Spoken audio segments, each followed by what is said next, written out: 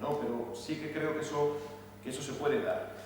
Entonces el padre parece que ha orillado al actor y ha ensalzado al otro, pero al final, a quien verdaderamente le termina diciendo que le admira, que le pide perdón y que le deja esa casa, ¿no? A todo lo que simboliza, ¿no? Es decir, la parte a donde él se hubiera querido ir lejos del ruido, ¿no?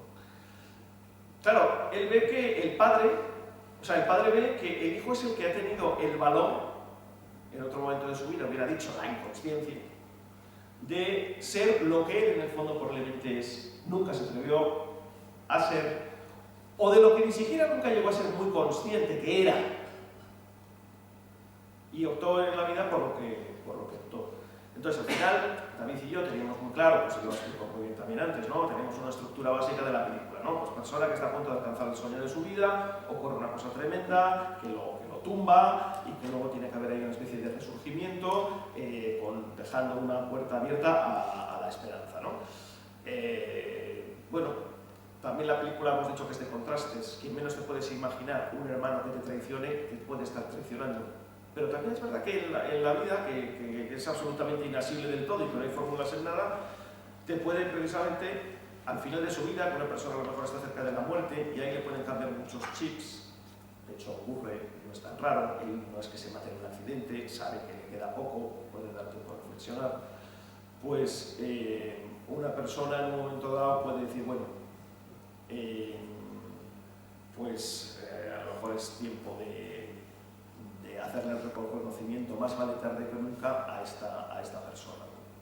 Entonces ahí yo creo que el giro de la esperanza unido con la evolución del padre entre una muerte cercana puede empujarle emocionalmente a ofrecer eso, que es una esperanza, una de las cosas que aporta esperanza a la peli, ¿no?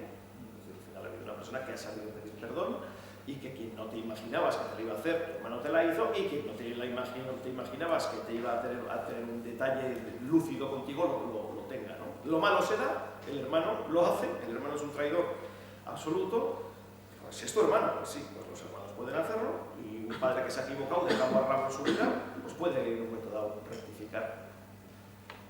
Y luego lo de la iglesia, si quieres luego... Sí.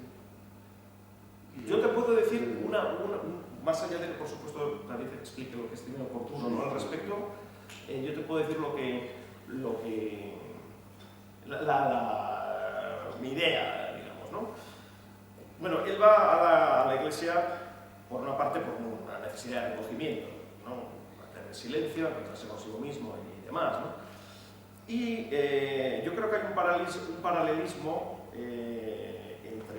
puede haberlo, un paralelismo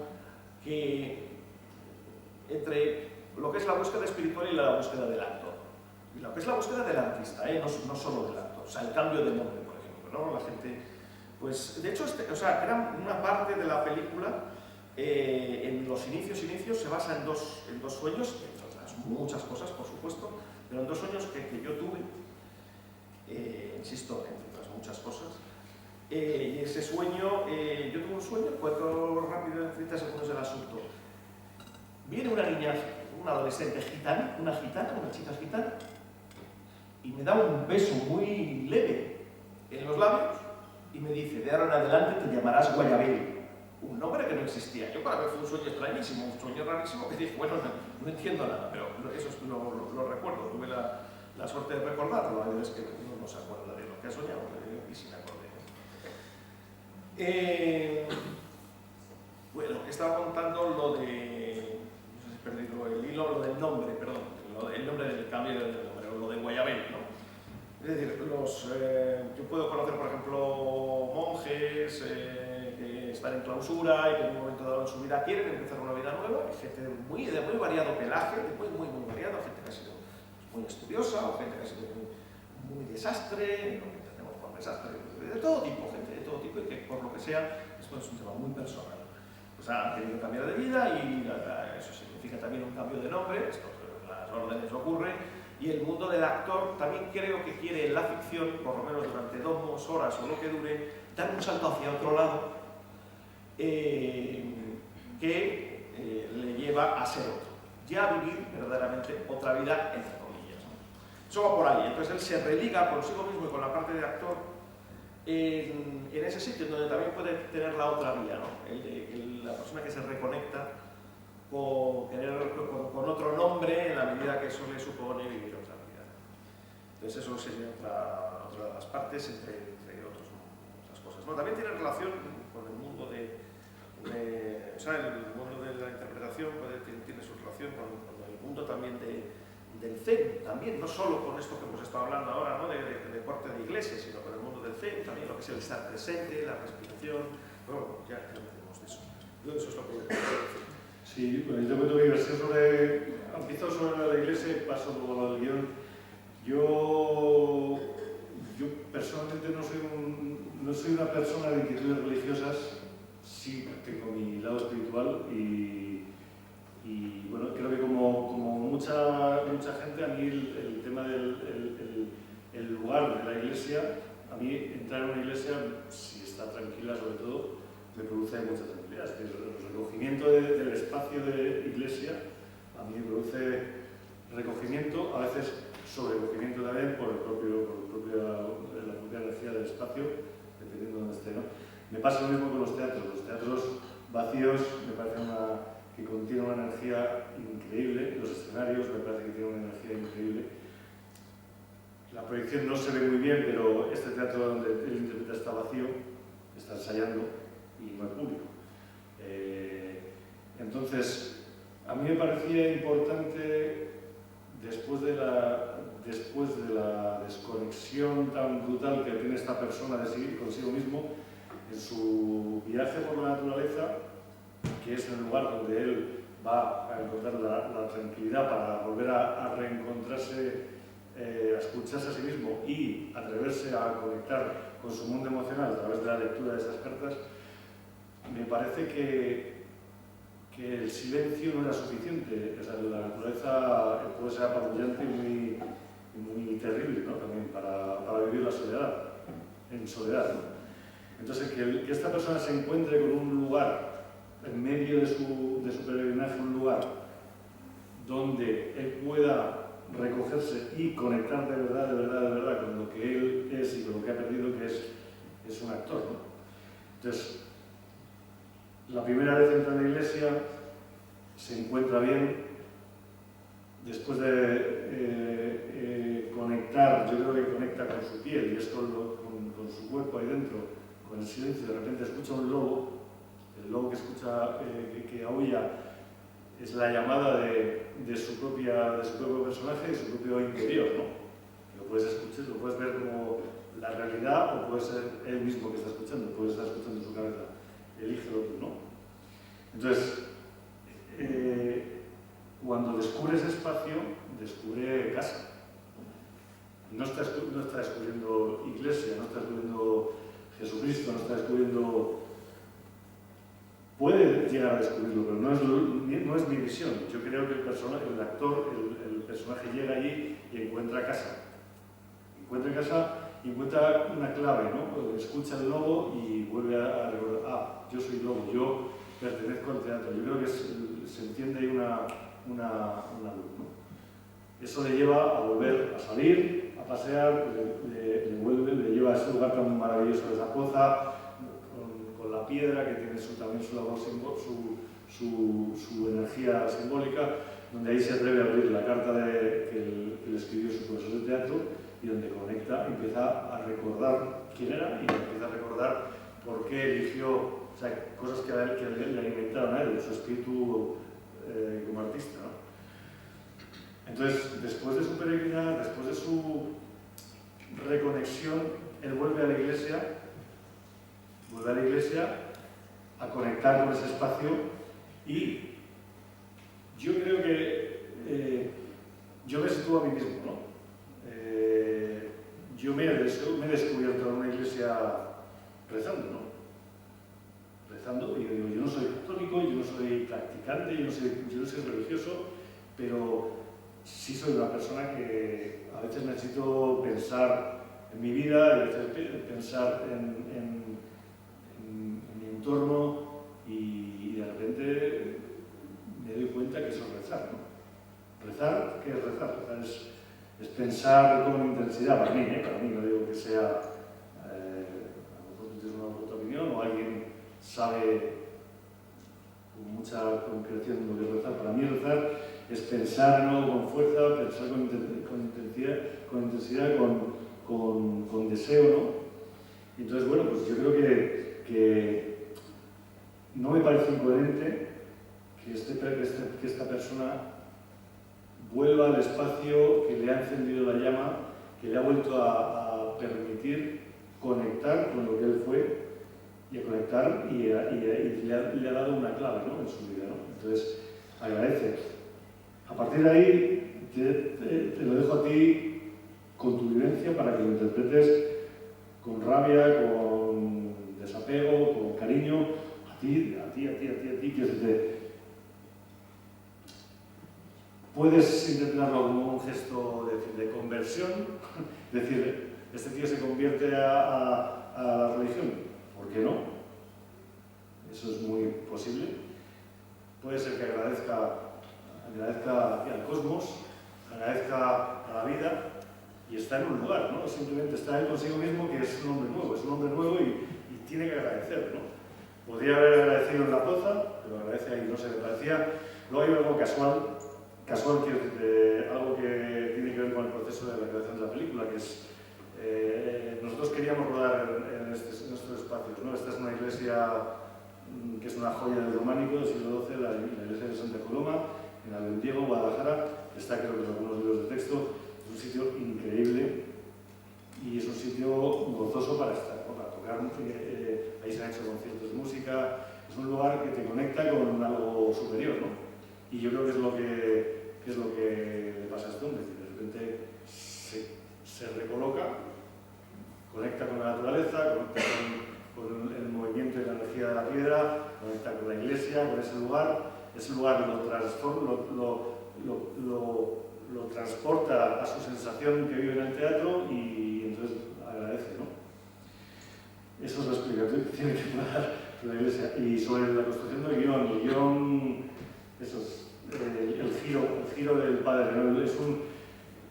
A mí nunca me ha gustado, pensando en la técnica del guión, cómo se construyen las películas americanas, porque tienen una fórmula, digamos, ¿no? Una fórmula que a mí nunca me ha gustado, o sea, a la que no me ha gustado agarrarme. A mí me gusta agarrarme a la hora de escribir de una manera espontánea, una manera de búsqueda de contar la historia desde mi manera de contar la historia. Y nunca me ha gustado decir, no, en el minuto 10 tiene que haber un giro, en el minuto tal tiene que haber otro giro, al final hay que haber otro giro. Pero da la casualidad de que esta película no está trabajada, ni mucho menos desde la fórmula, sino está trabajada desde el caos y desde la búsqueda libre, honesta. Creo que por esa búsqueda honesta hemos hecho este tipo de película. Esta película creo que tiene un sabor particular por cómo nos hemos enfrentado a ella, pero no cabe duda que si a veces echas de mano a un manual de técnica, dices, entonces, está claro que, como tú decías, este personaje estamos llevándolo hacia la tragedia más absoluta, ¿no? Entonces nos dimos cuenta de que el personaje estamos llevando a la tragedia más absoluta y no queríamos que esto fuera una tragedia absoluta. Más allá de que la tragedia tiene una estética, la tragedia tiene una plástica, ¿no?, que es para mí atractiva, ¿no? Pero bueno, dijimos, vamos a ir dosificando esas cartas que van a ir contándole al espectador, porque al principio la película es un poco caótica, probablemente algunos os habéis sentido perdidos. Dice, ¿a dónde quieren llegar con ello, ¿no? ¿A dónde quiere llegar? ¿A dónde vamos con tanta charla, ¿no? Con tanto mensaje, tal, ¿a dónde vamos? Y poquito a poco, yo creo que se va cerrando, se va yendo al cauce principal y en el silencio empezamos a ver cartas poquito a poco, se va acercando a la madre, la madre nos cuenta qué es lo que le ha pasado cuando está en la cárcel, se acerca al padre, el conflicto con el padre, el conflicto con el hermano, y nos parecía que era interesante dejar ese toquecillo del final de la persona menos apegada el abogado, tenía que aparecer el abogado también, para darle una nota y una información que dijo que el tío se había perdido. Probablemente él se habría ahorrado, si hubiera abierto esta carta la primera en la cárcel, se hubiera ahorrado todo el viaje, pero se hubiera perdido la búsqueda, el viaje de búsqueda, que es tan apasionante, que yo recomiendo a toda persona, que es el esfuerzo que hay que hacer por encontrarse a uno mismo y por trabajar por encontrar qué nos pasa, ¿no? Y esto es lo que el tío y lo que le permitimos a Walter Mann, es que él baje a los infiernos, luche y al final le damos el regalo de decir, joder, aquí tienes es un regalo para el personaje y es un regalo para cerrar, pues eso, de decir, todo el mundo es bueno al final, pues todo el mundo es bueno, o sea, todos tenemos momentos en los que podemos ser malos hacia otras personas, podemos ser duros con otras personas y lo bueno es darnos cuenta de ello y reconocerlo, ¿no? Y si podemos pedir perdón, pedir perdón. Y ya no me pone más porque me he lanzado, pero... No, simplemente al hilo de lo que estaba comentando David, respecto al proceso creativo y demás, sí que creo que hay una cosa, de alguna manera lo he dicho implícitamente, es decir, si ha sido así estaría de acuerdo, y si no, en cualquier caso lo explicito, ¿no? El trabajo, o sea, el proceso creativo, para mí de verdad fue fascinante. Fascinante. Y sería largo de explicar. Como no se puede, digamos, enrollar, ¿no? Sí que hay algo que fue muy importante, y es que lo que regía a la hora de contar esta historia no era tanto, efectivamente, el contarlo de una manera ordenada, que marcara el sentido y que te pudiera tener acotado, ¿no? O acomodado en cuanto a nunca salirte de una determinada vía, de lo que es un guión de manual o como tal, ¿no? Lo que aquí regía era algo, entre otras cosas, muy instintivo, y regía el placer, entendido en el mejor sentido de la palabra, de hablar de cosas que te apasionen. Y claro, como trabajas en confianza, es decir, yo pues, es decir, a mí David me conoce como actor, y yo a él le conozco también como director. Quiero decir, hay un clima de confianza, eso es muy importante, ¿no? Para poder lanzarte de verdad, pero de verdad, no decir que sí, pero... Y aún así siempre por la libertad hay límites, ¿no? Pero lanzarte de verdad, sin miedo. Si estás diciendo una tontería mayúscula, no pasa nada. Si estás hallando alguna joya, hay que rescatarla. Y si estás lanzando algo positivo, pues ahí queda, o la reelabora tu compañero y la mejora, o al revés, o lo que sea. Pero sí que creo que era muy importante que regiera el verdadero placer de hablar de cosas que a ti particularmente te fascinen, con confianza. Y cuando digo regía lo que era hablar de cosas que realmente nos producían fascinación, más que placer, incluso fascinación, era, tiene que ver esto, voy a decir algo que parece muy obvio, pero que creo que, vamos, a mí por lo menos me ha venido bien saberlo. ¿Qué te gusta? ¿Qué te fascina? Bueno, pues yo he oído decir a gente que no lo sabe, probablemente una confusión. Yo mismo, en épocas, sin ser muy consciente, me llamaban la atención cosas, recibía estímulos de aquí, estímulos de allá, se configuraba algo muy ligero, muy leve en la cabeza, pues de aquí se podría hablar de esto, de aquello, esto me sugiere esto o aquello, pero nunca con la conciencia de que eso podía tomar en su momento una determinada dirección más sólida, de la que eres más consciente, a la que puedes de alguna manera ya poder empezar a poner nombre y responder. ¿Qué te gusta? Pues esto. Tan sencillo como eso.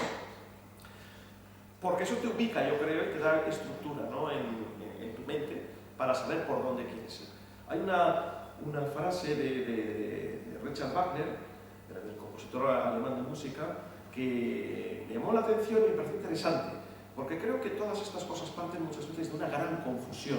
Creo que a veces cierta luz puede nacer de una gran confusión y de un sufrimiento en esa confusión, de un exceso de información mal canalizado. que todo necesite su tiempo para luego eso irse canalizando, ¿no? Wagner decía, que es a lo que voy, lo siguiente, decía: no sé si soy antes poeta o músico. Ha pasado la historia evidente mucho más por músico que por poeta, pero es verdad que le interesaba mucho la poesía, pero se decanta finalmente por la música, aunque la poesía le sigue interesando. ¿Qué es la frase que dijo él? Que a mí me llamó la atención. Dijo: lo esencial para mí fue la clara comprensión de mi objetivo, saber lo que quería. Es decir, fue muy importante para mí saber, para mí fue la clara comprensión de mi objetivo, fue muy importante para mí darme cuenta hacia dónde quería tirar, porque me empecé a dar cuenta, y a partir de ahí, por estar en pista y no despistado, de hacia dónde quería tirar. Es decir, me empecé a conocer a mí mismo en la medida en que me daba cuenta de aquello a lo que mi ser era receptivo. Aunque yo no fuera consciente de ello, aquello hacia lo que tu ser es receptivo, lo que te impresiona, lo que te asombra, hacia lo cual tu sensibilidad está abierta, eso yo creo que en el fondo es lo que es. Es lo más instintivo que hay, lo más de ti, lo más que tú no tienes que forzar. Sientes porque lo sientes. Ahí no hay manipulación, sino simplemente sientes porque lo sientes. Con lo cual, y con esto termino, creo que es muy importante, pero importantísimo, el no avergonzarse de los gustos de uno. O sea, yo, si os vale como autocuestionamiento algo, si os parece, la pregunta de: ¿yo hay algo que me apasione de lo cual en el fondo me avergüenzo o creo que se van a reír de mí o tal o que cual o lo que sea? Porque a lo mejor estás castrando por supuestos comentarios que a lo mejor nunca llegan, esa es otra. Estás castrando tu verdadero potencial.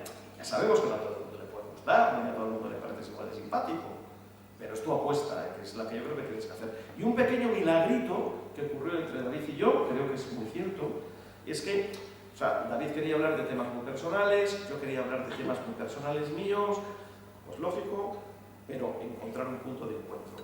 No es fácil porque cada persona es un mundo y porque ponerse en marcha conjunta puede salir muy bien, yo creo que en nuestro caso salió muy bien, pero puede salir muy mal, frustrante y acabar incluso mal, pero sobre todo, primero, lo frustrante de decir que aquí no ha habido ningún encaje. Condición para ello: mucha apertura y una grandísima capacidad de escucha real por parte de los dos. Porque muchas veces puedes pensar que a lo mejor con alguien vas a estar en desacuerdo, pero estás dejando de pensar en los puntos en común que a lo mejor sí puede haber. Y marca más la diferencia, lo que en realidad no tendría que tener tanto peso, puesto que hay muchos puntos en los que sí hay conexión. Y tirar de ahí puede ser muy enriquecedor y edificante. Sí.